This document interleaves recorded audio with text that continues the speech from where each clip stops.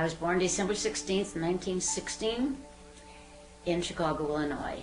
The first of 5 children. My heritage is Swedish. My grandparents were all born in Sweden. My parents were born here.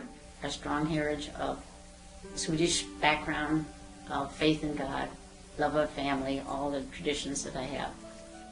It was a happy time.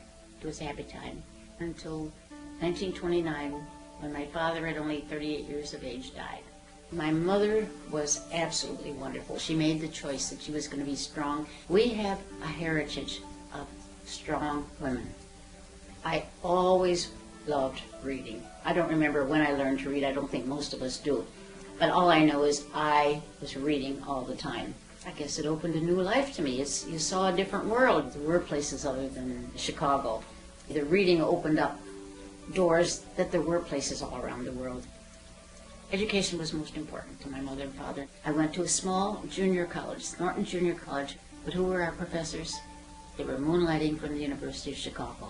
So we had good education those 2 years, and that's where I met Bob. He was a good dancer, and that started it. Bob was going to Northwestern and finishing there, as well as working at the same time. And then I went to Northwestern. We were married in 1940. And we moved to Seattle, Washington, where he had gotten a job. We had never heard of Syracuse, New York. Not knowing anybody, we came in January of 1942. It was rainy and snowy and cold. We had very limited money, and shortly after that I was pregnant, and we didn't know what we'd do. And we'd go from month to month, not knowing if Bob would be drafted, because we expected him to. It's not easy. Who said life was easy? It's not easy. Syracuse is a wonderful place to raise a family. We had never skied. We learned to ski. Later on, Bob and I learned to play golf, and the children played golf with us. We went to Snooks Pond to swim. We couldn't afford much, but it was, we thought, the perfect family life. I knew that there was illiteracy in the world, that there were poor countries where people couldn't read, and I became interested in that, and I thought, how can I help? In the 1960 census, there was a big headline in our paper saying that there were over 11,000 functional illiterates, not in Asia or Africa, but in Syracuse, in my city. I couldn't believe it. Who were they? Why couldn't they read? What was being done? Nothing was being done. So I had, and it was in this house right here, I had I called a meeting, and Myra Eady, who was head of Church Women United, said, would you present it to my group? And I said, yes. How many in your church? And she said, no, it's not one church. I represent the women of 90 churches in the city. Well, I was amazed. So I spruced up my little talk, and I went to talk to them. And they voted unanimously to sponsor a project of literacy to help these people in Syracuse, if I would take charge.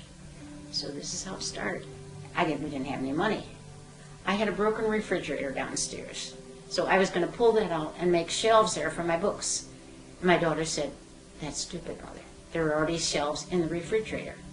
Right. So we used a broken refrigerator with the shelves for all our books. And as people would come to interview me, they said, where's your office? Your office? I said, it's downstairs. Oh, you have an office down there. Well, not an office, but don't worry. We have all our things in the refrigerator. They said, in the refrigerator? I said, it's a broken refrigerator. You don't have to start big. You don't have to start with a lot of money. You have to start with passion and an unmet need and being open to ideas. See, as soon as I find out what a need in the field was, I would do research to find out what is being done on it. And then I try to contact the person who's the best anywhere around that might be able to help me. So each one gives their gift. See, people have different gifts. And there again, if you can share whatever, not everybody can be a tutor, not everyone can be a donor, not everyone can be a board member. Everybody has different gifts. You've got to have an open mind and to listen. One way we'll have peace is to understand and respect. You don't have to change other people, but respect them and understand them, and hopefully they will respect and understand you. I concentrate on the similarities and not the differences, always. I learned first of the customs and the traditions of different countries. I did a lot of research on it, but then when you're there, you find things. We have been given opportunities, Bob and myself, to have experiences and to meet people that changed our lives. I have to, in my life, have a balance. And my balance is physical, mental, emotional, and spiritual. All through my 80s, I did not tell anybody my age. When people would come to interview, the first thing they always ask is, how old are you? I said, I'll never tell. And I said, what difference does it make? You get a telephone call. Is this Ruth Johnson Colvin? This is the White House. They said they wanted to give me the Medal of Freedom. At first, I said I couldn't go because it was the day before my birthday. Then I talked to my daughter, and Lindy and Terry said, Mom, we'll change and have the party in Washington. And so that's what we did. And so George Bush said that I was 90 years old. When he said it, I had to tell. So now I do the opposite. I tell my age right out and say it's only a number.